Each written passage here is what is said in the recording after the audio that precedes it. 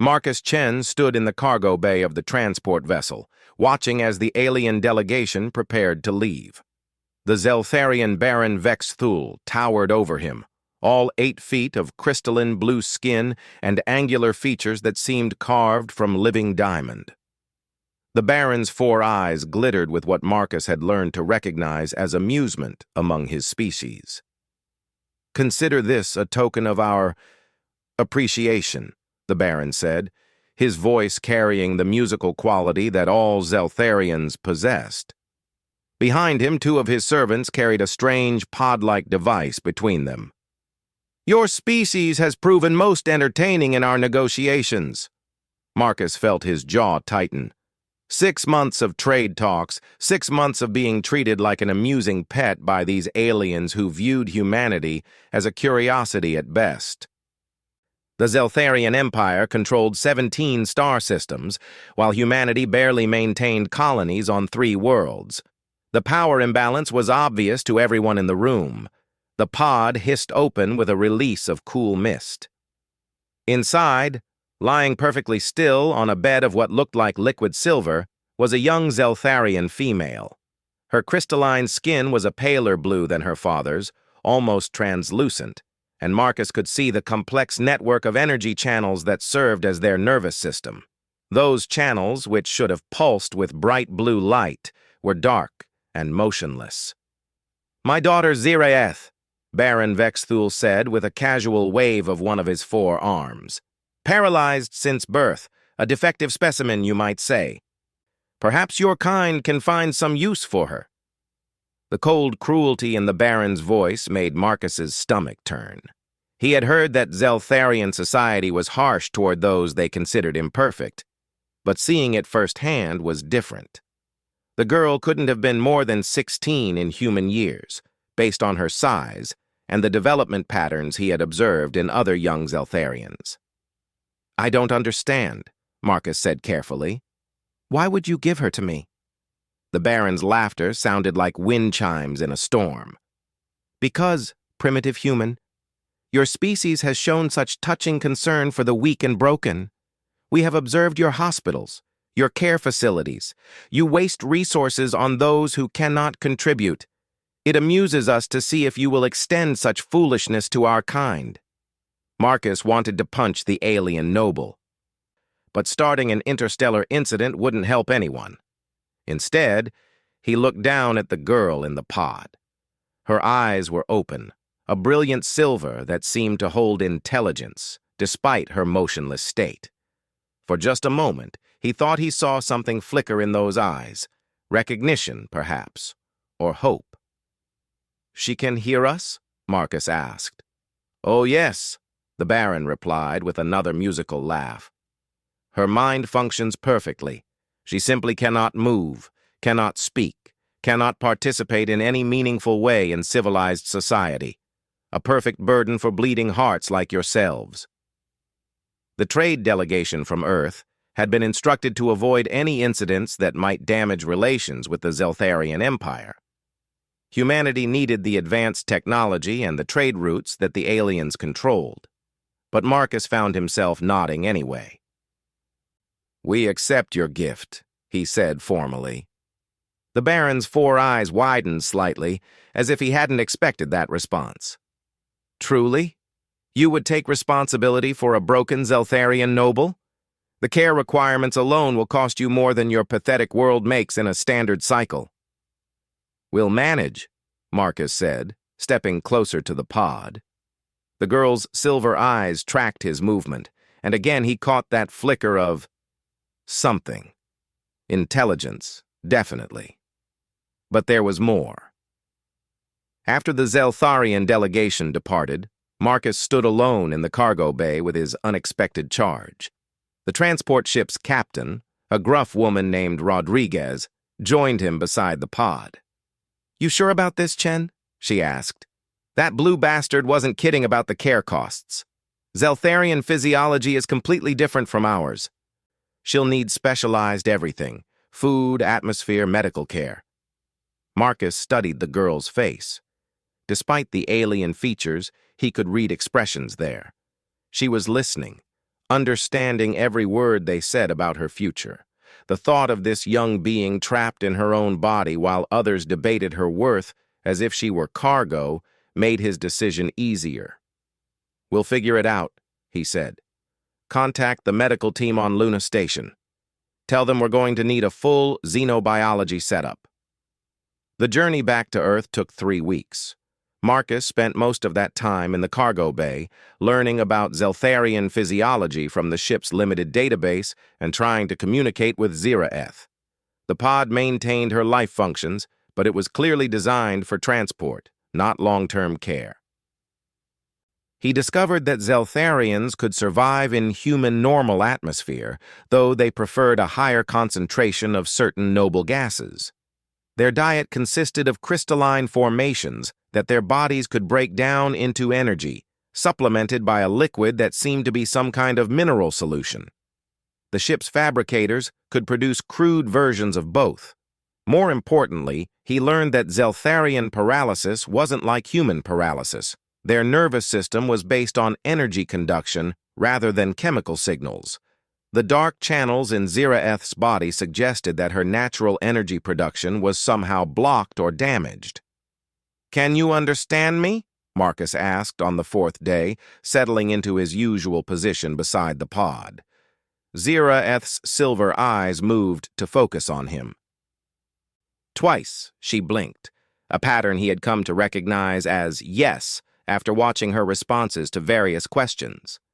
"Are you in pain?" 1 blink. "No." "Do you want to get better?" 2 blinks, so emphatic that he could see the strain in her facial muscles.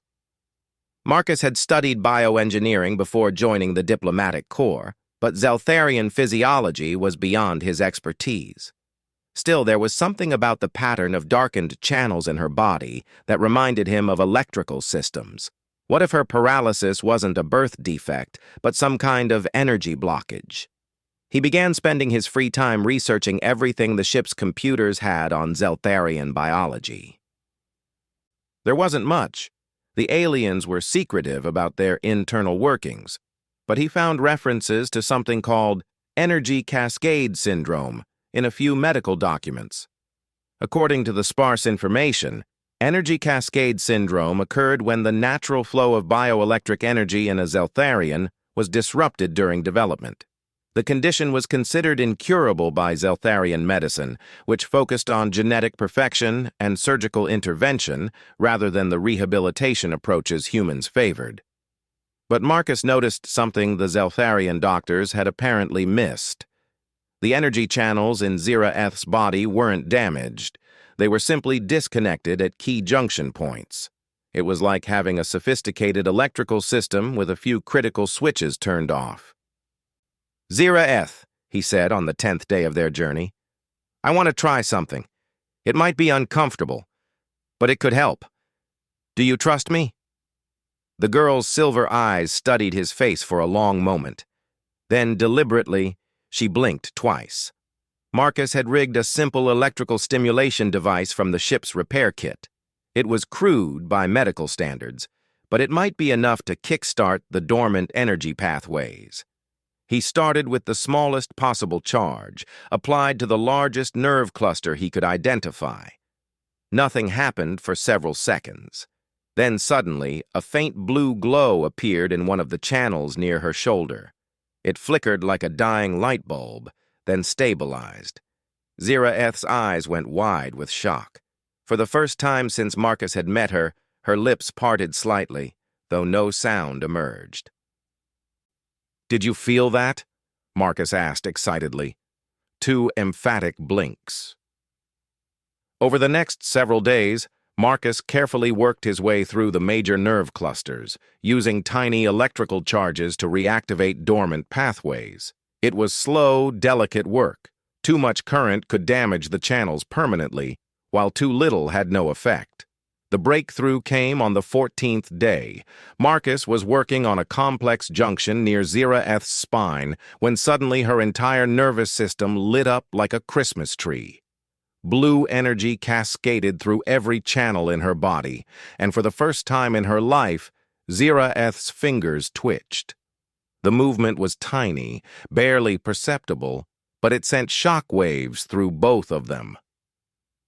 Marcus stared in amazement, while Ziraeth's eyes filled with tears, crystalline droplets that reflected the blue glow of her newly awakened nervous system.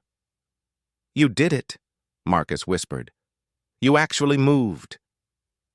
But as he watched the energy flow through her body, Marcus realized something that made his breath catch. The patterns weren't random.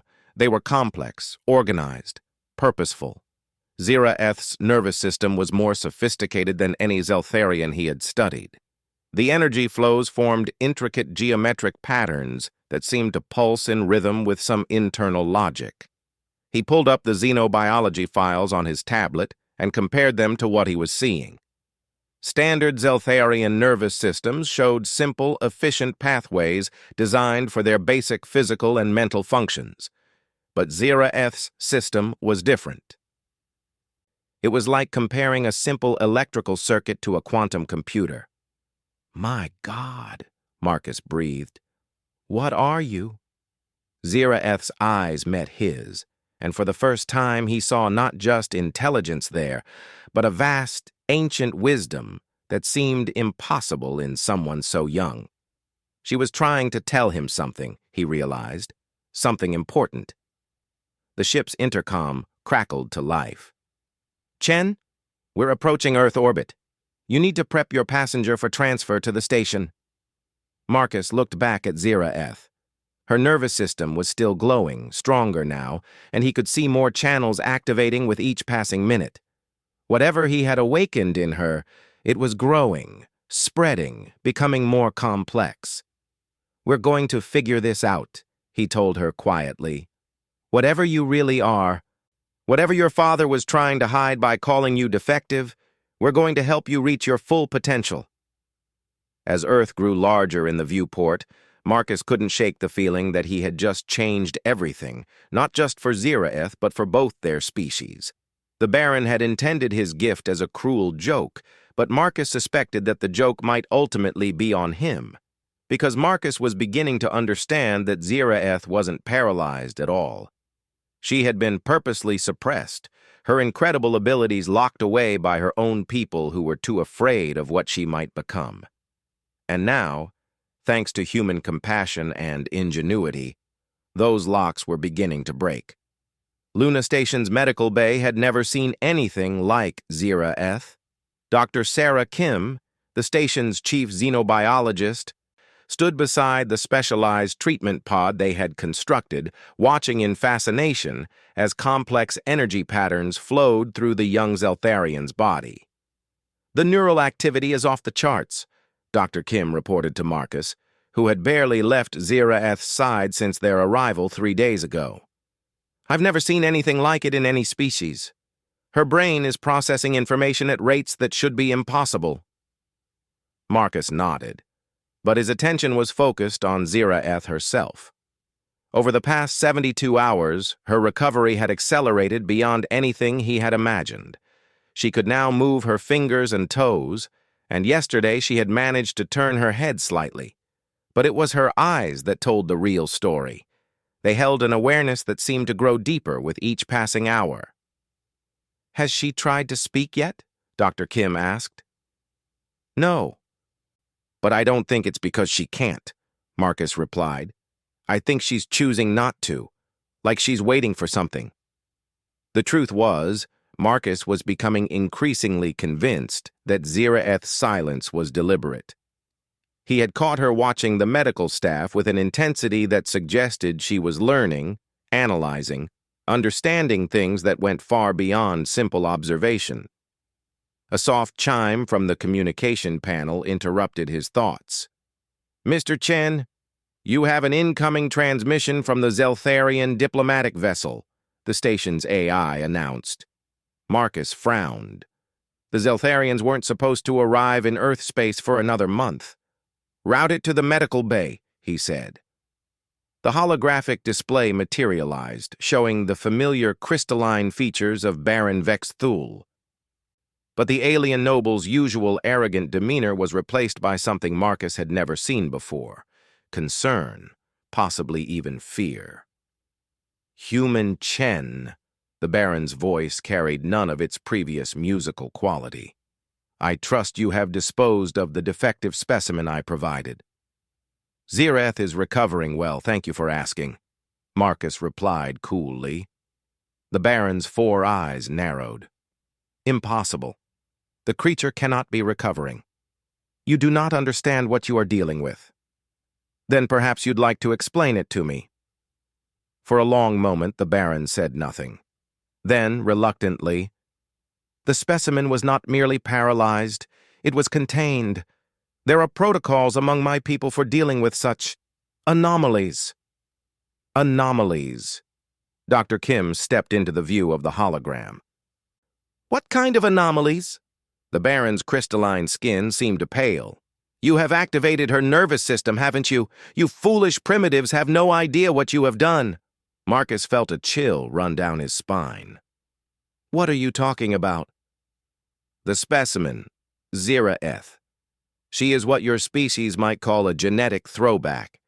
Her neural patterns match those of our ancestors, the old ones who ruled the galaxy before the Great Silence.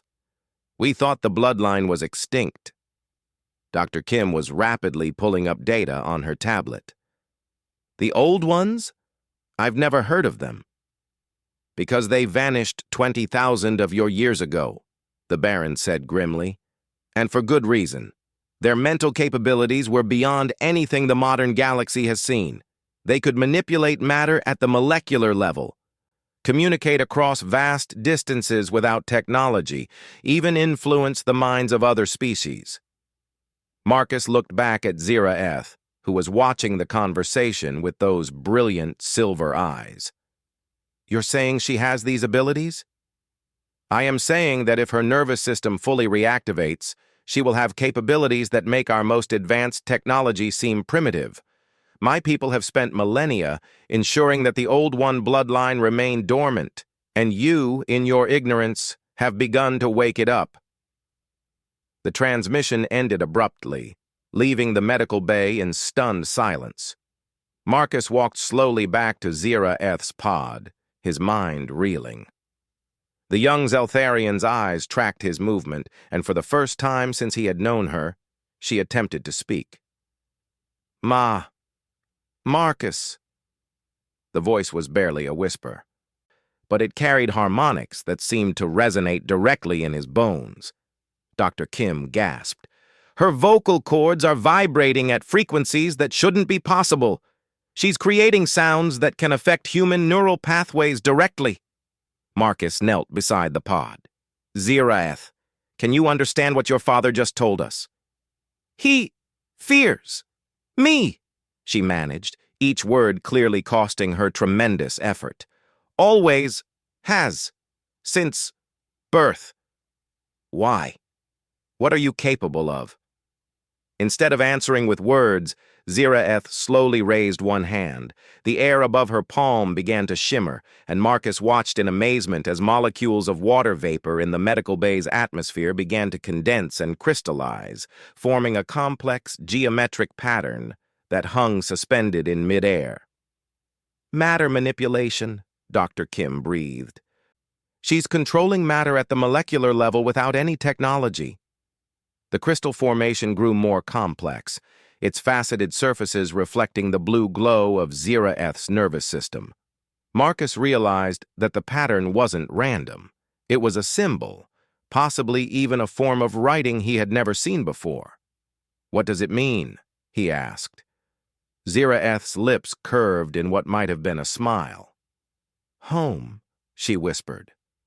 Over the next several days, Ziraeth's abilities manifested at an accelerating rate. She could now levitate small objects, communicate telepathically with the station's computer systems, and create light patterns that seemed to carry information beyond human comprehension. But more troubling were the reports coming in from Earth's deep space monitoring stations.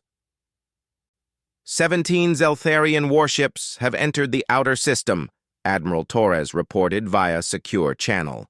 They're claiming this is a diplomatic mission, but they're armed for war. Marcus studied the tactical display. The Zeltharian fleet was massive by human standards, easily capable of obliterating Luna Station and everything on it.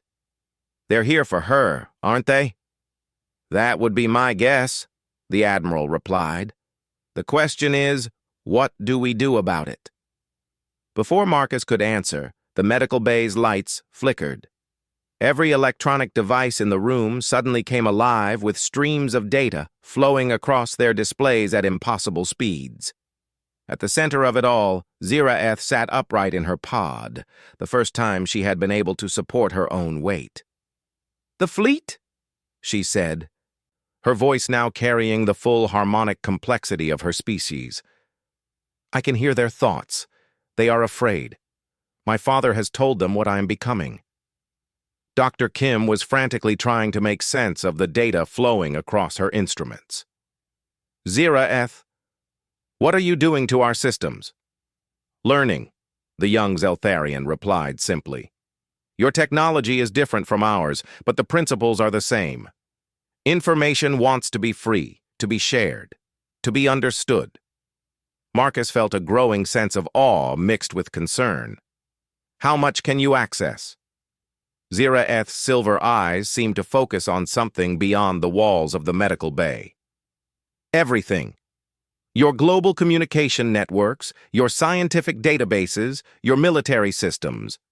I can see the pattern of human civilization, the beauty of your curiosity, the strength of your compassion. And what do you think of us?"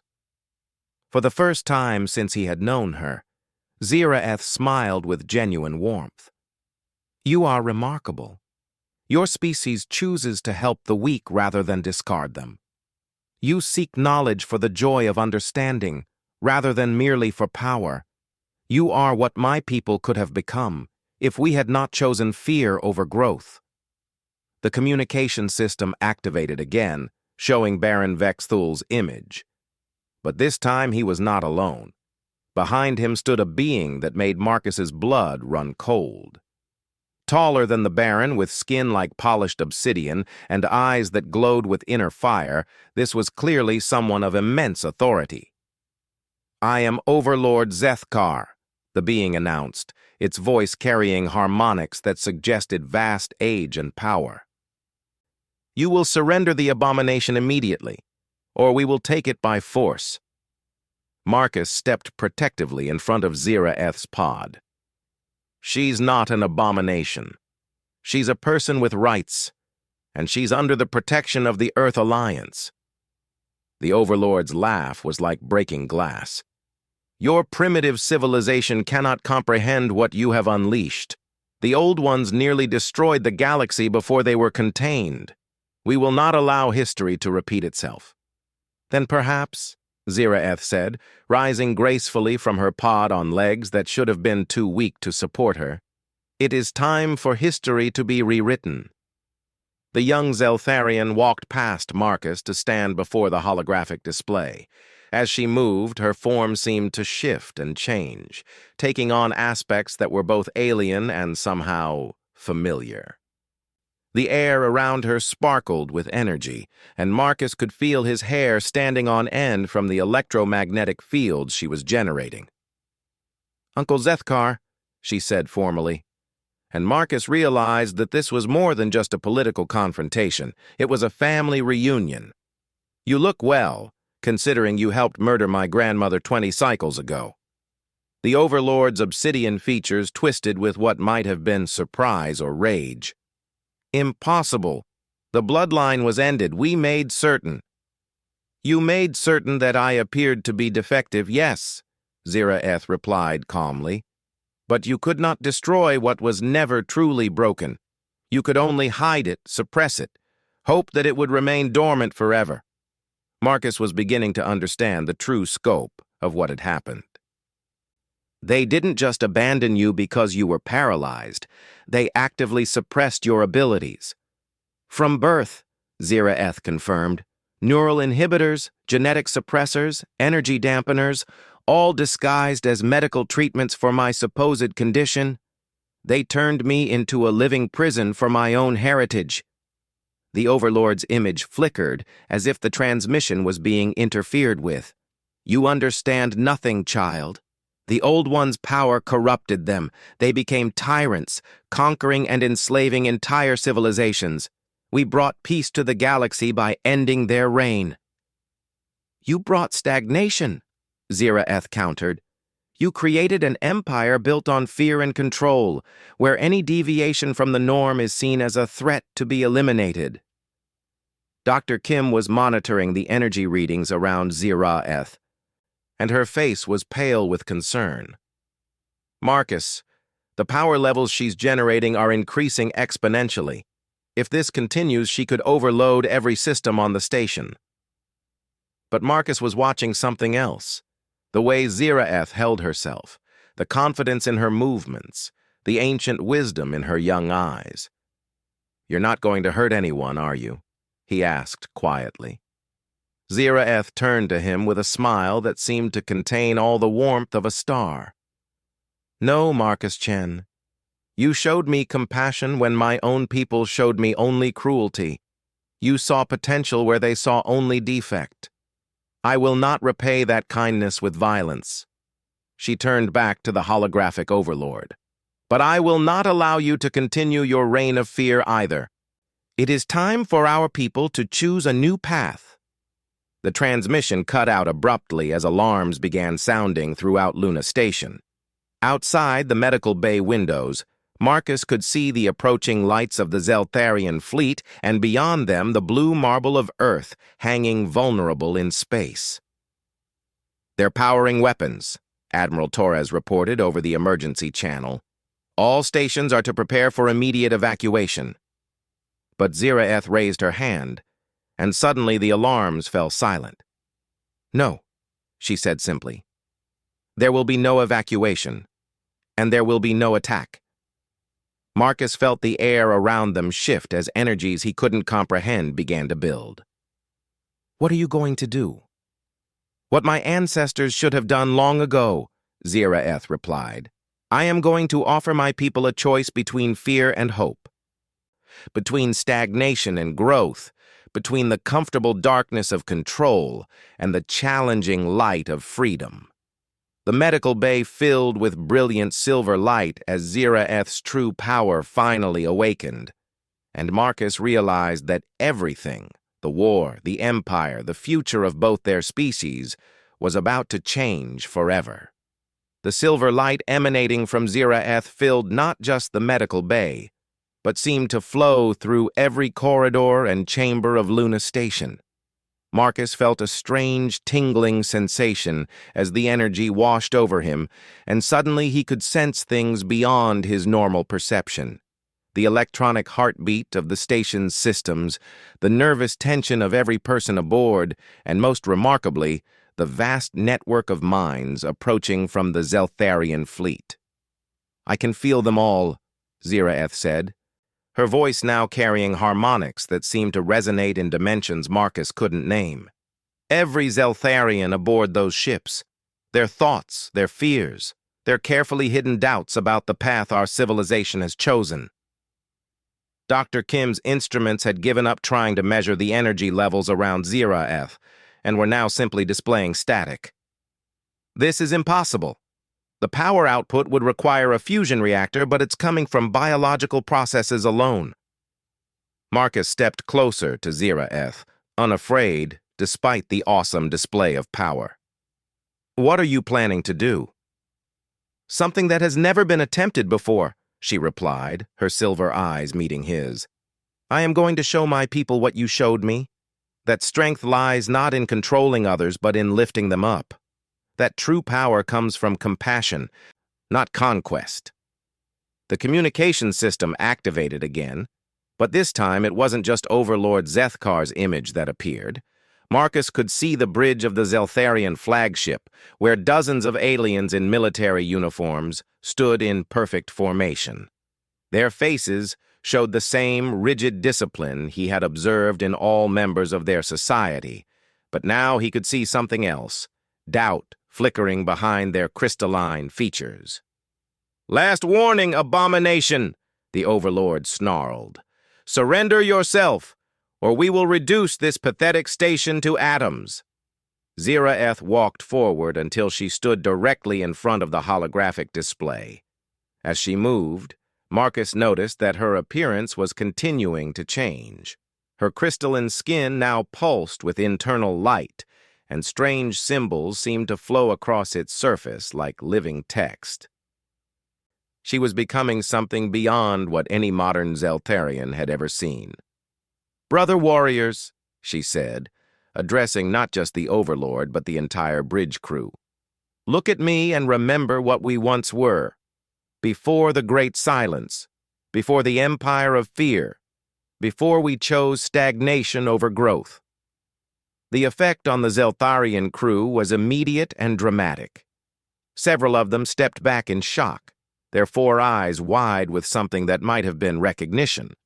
One of the younger officers fell to his knees, and Marcus heard him whisper something in the ancient Zeltharian tongue. "She carries the light of the ancients," Dr. Kim translated, consulting her linguistic database.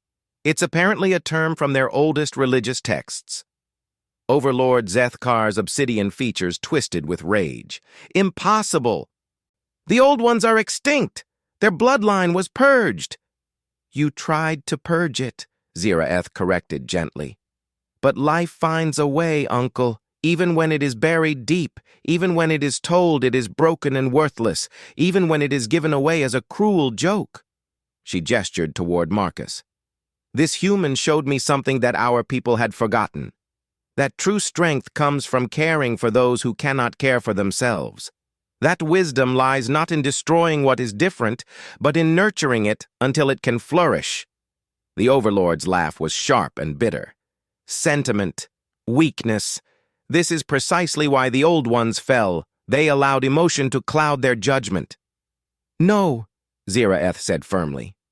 "The old ones fell because they became what you are now, so focused on control that they forgot why power exists in the first place. But these humans have reminded me of something we lost long ago." Marcus watched in fascination as the energy around Ziraeth began to take on new patterns. Instead of the chaotic swirls of power he had observed before, it was now forming complex geometric structures that seemed to pulse with purpose. "What is the purpose of intelligence?" Ziraeth asked, her voice now carrying across the communication channel to every ship in the fleet. "Why do we seek knowledge? Why do we build civilizations?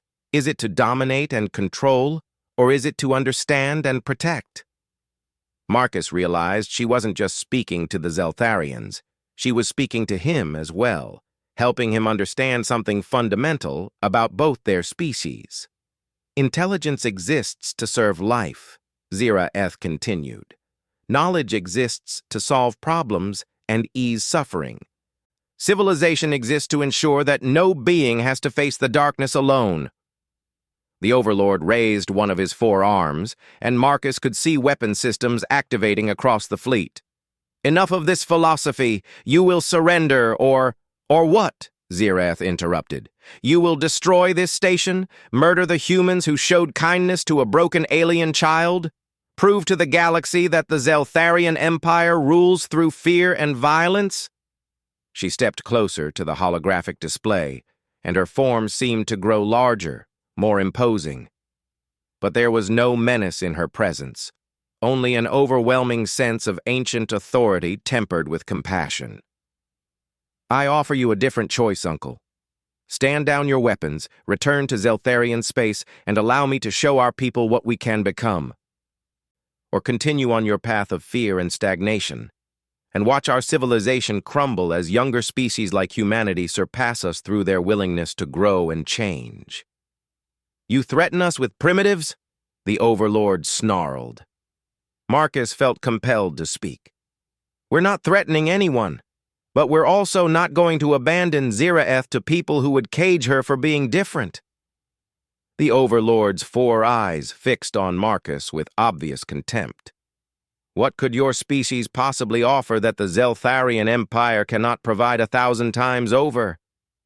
Before Marcus could answer, Ziraeth smiled, an expression of pure joy that seemed to illuminate the entire medical bay. "He gave me hope, Uncle. He saw potential where you saw only defect.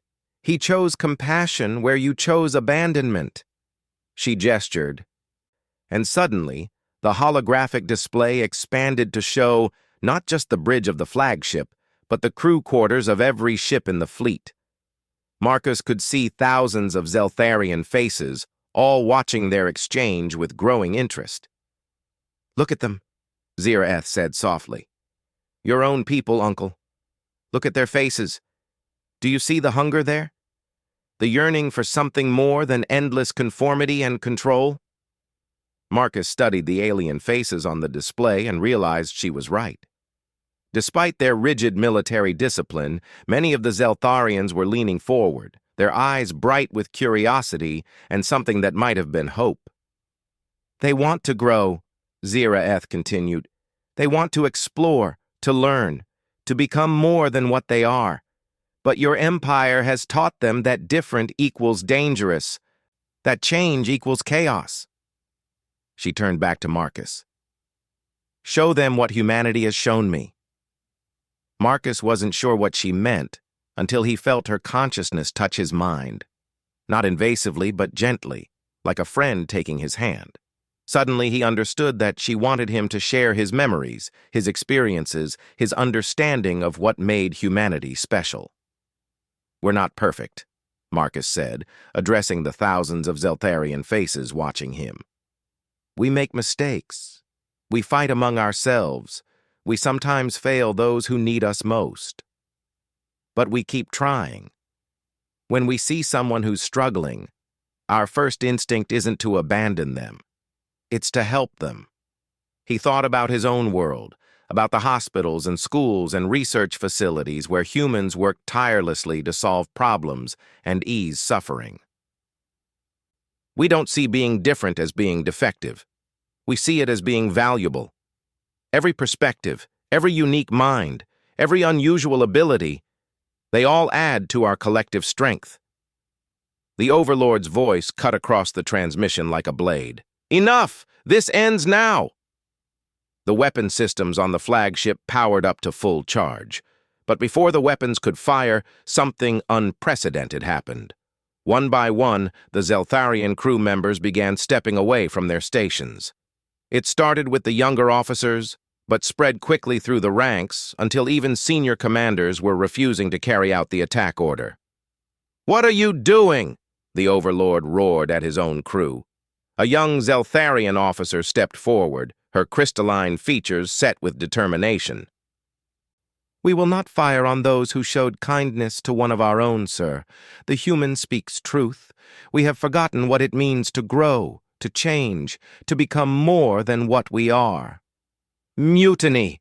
the Overlord snarled, but more crew members were stepping forward now, forming a protective circle around their junior colleague. Ziraeth's voice carried clearly across the communication channel. "Not mutiny, Uncle.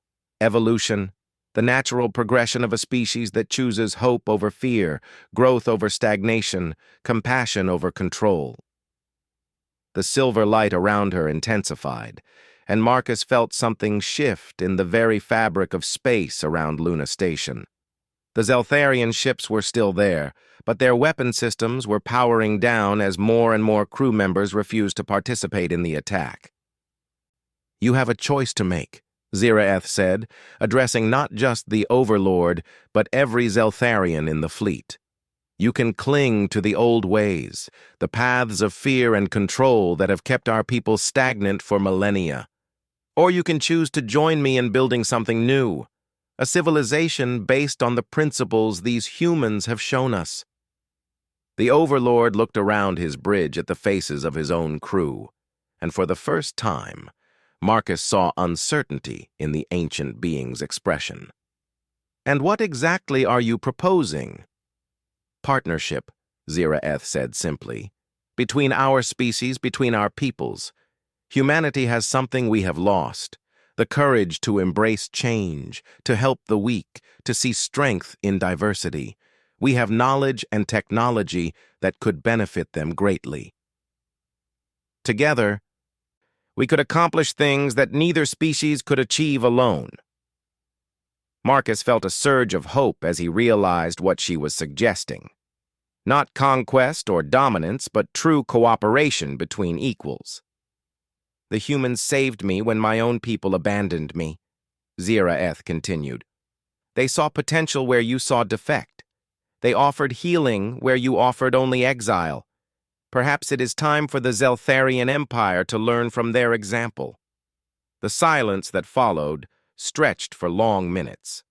Marcus could see the Overlord struggling with concepts that probably hadn't been considered in his culture for thousands of years. Finally, one of the senior officers stepped forward. "Lord Zethkar," the officer said carefully, "perhaps we should consider the child's words. Our empire grows weaker while younger civilizations grow stronger. Perhaps it is time to try a different approach." The Overlord's 4 eyes moved slowly across the faces of his crew, then returned to Ziraeth. "And you would lead this transformation?" "Not lead," Ziraeth corrected gently. "Guide. Help. Serve. The way Marcus Chen served me, not as master to slave, but as teacher to student, as healer to patient, as friend to friend." She looked back at Marcus with a smile that seemed to contain all the warmth and wonder of a newborn star. "The humans have taught me that true power lies not in forcing others to obey, but in inspiring them to grow. Not in eliminating the different, but in celebrating it. Not in conquering the weak, but in protecting them until they can find their own strength." The Overlord was quiet for a very long time. When he finally spoke, his voice carried a weariness that suggested the weight of millennia. "Very well, child. Show us this new path. But know that if it leads to chaos, then we will face that chaos together," Ziraeth interrupted, "and find a way through it, as partners, as allies, as family." As the Zeltharian fleet began to stand down completely, Marcus realized that he had just witnessed something unprecedented in galactic history. Not a conquest or a surrender, but a transformation. A civilization choosing to abandon thousands of years of rigid control in favor of the uncertain but hopeful path of growth and change. "So what happens now?" Dr. Kim asked, her voice filled with awe. Ziraeth turned to her, then to Marcus, her silver eyes bright with possibilities. "Now we build something new.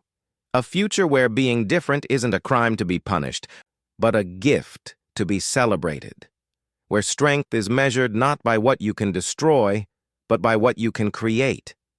Where the highest honor isn't power over others, but service to the greater good." She gestured toward the viewport where Earth hung blue and beautiful in space. "The humans have shown us the way. Now it's time for the galaxy to follow." As Marcus watched the young being who had been cast aside as defective by her own people, he realized that sometimes the greatest gifts come disguised as burdens. Baron Vexthul had intended his daughter as a cruel joke, a symbol of human weakness and foolish compassion. Instead, she had become something far more precious, a bridge between species, a catalyst for change, and proof that sometimes the most broken-seeming things contain the greatest potential for transformation. The galaxy would never be the same.